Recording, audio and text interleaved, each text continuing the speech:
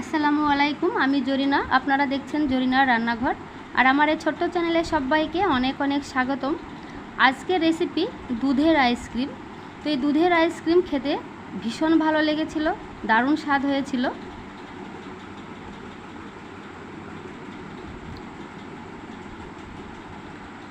তো প্রথমে একটা লাইক দিয়ে ভিডিওটি দেখা শুরু করবেন।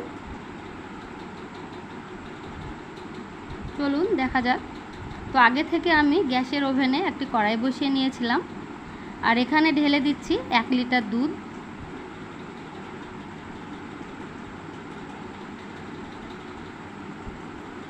আর অন্যদিকে কাচের বাটিতে আমি 2 চামচ কর্নফ্লাওয়ার নিয়ে নিয়েছি। তো তাতে ঠান্ডা করা দুধ আমি 2 চামচ দিয়ে দিচ্ছি। এবার চামচ দিয়ে ভালোভাবে নেড়ে চেড়ে মিশিয়ে নিতে হবে।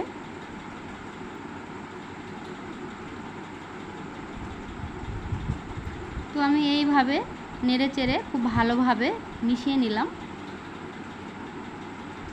তো মিশিয়ে নেওয়া হয়ে গেছে। এবার এটাকে আমি অন্য সাইডে রেখে দিলাম।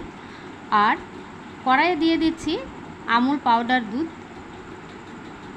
আপনারা আপনাদের ইচ্ছা মতো দেবেন। এখানে আমি 75 গ্রাম আমুল পাউডার দুধ দিয়ে নিয়েছি। এবার আমি চামচ দিয়ে দুধ আর আমুল পাউডার খুব ভালোভাবে মিশিয়ে নেব।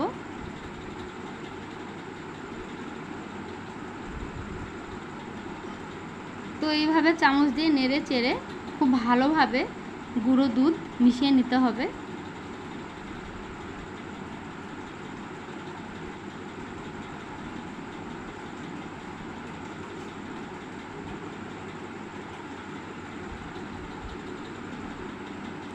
খুব ভালো করে মিশিয়ে নেওয়া হয়েছে। এবার আমি দিয়ে দিচ্ছি 100 গ্রাম চিনি।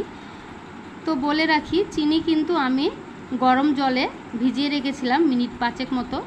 গরম জলে চিনি ভিজিয়ে রাখলে চিনি তাড়াতাড়ি গলে যায়। তো চিনি আর দুধ আমি খুব ভালোভাবে মিশিয়ে নিচ্ছি।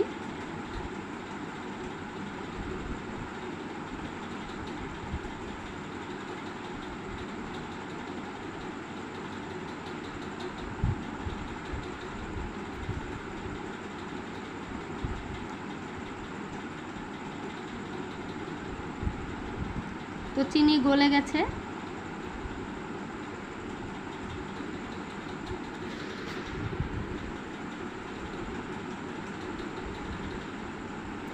চিনি খুব ভালোভাবে গলে গেছে। এবার আমি এইভাবে 10 মিনিট দুধ ফুটিয়ে নেব। 10 মিনিট ধরে দুধ ফুটিয়ে নেওয়ার পর গুলে রাখা কর্নফ্লাওয়ার এবার আমি দিয়ে দেব।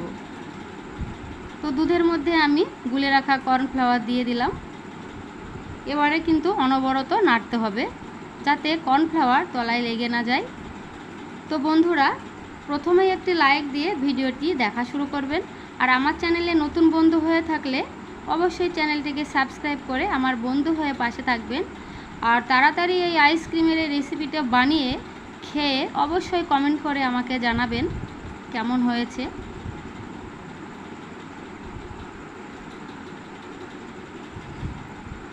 এই আইসক্রিমটা আমার কিন্তু ভীষণ ভালো লেগেছিল, আশা করি আপনাদেরও ভালো লাগবে। তো এইভাবে আরও 10 মিনিট আমি নেড়ে চেড়ে ফুটিয়ে নেব।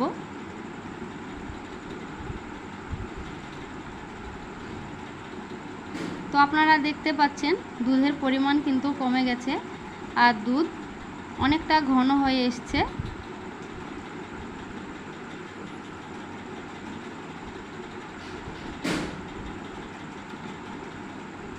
দুধ অনেকটা পরিমাণ কমে গেছে আর অনেকটা ঘন হয়ে এসছে।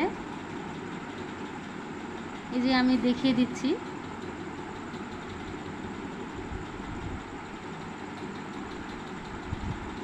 আর আমি জাল দেওয়া কিন্তু বন্ধ করে দিয়েছি। এবার আমি কড়াই নামিয়ে নেব। তো নামিয়ে নিয়েছি। তো এখন আমি এইভাবে অনবরত নাড়তে থাকবো। যতক্ষণ ঠান্ডা না হবে ততক্ষণ আমি এইভাবে নাড়াচাড়া করব।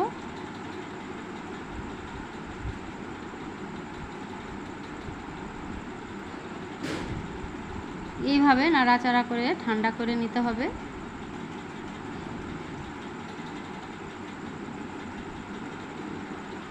ঠান্ডা হয়ে গেছে। এবার আমি চামচ করে তুলে তুলে আইসক্রিম বক্সে ঢেলে দেব।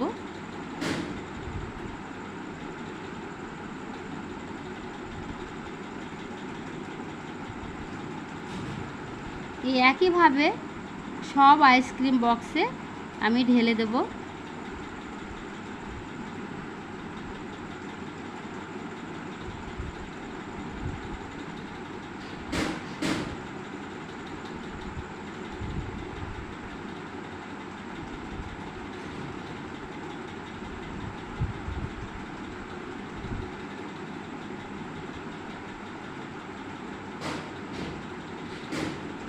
এইভাবে একে একে আমি সবগুলো ভর্তি করে নেব। তো সবগুলোতে আমি ভর্তি করে নিয়েছি। এবারে আমি প্লাস্টিক পেপার দিয়ে মুড়ে কাঠিগুলো একটা একটা করে দিয়ে দেবো এবং একদিন আর এক রাত আমি রেখে দেবো ফ্রিজের মধ্যে। তো একদিন পর আমি ফিরে আসলাম। এবার আইসক্রিমগুলো আমি আস্তে আস্তে তুলে প্লেটে রাখবো। আপনারা এতক্ষণ দেখছিলেন জরিনার রান্নাঘর।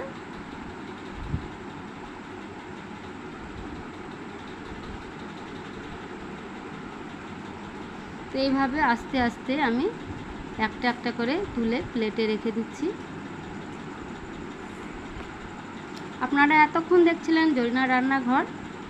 আজকের মতো এখানেই শেষ করলাম। দেখা হচ্ছে আগামী দিন নতুন কোনো রেসিপি নিয়ে। আল্লাহ হাফেজ।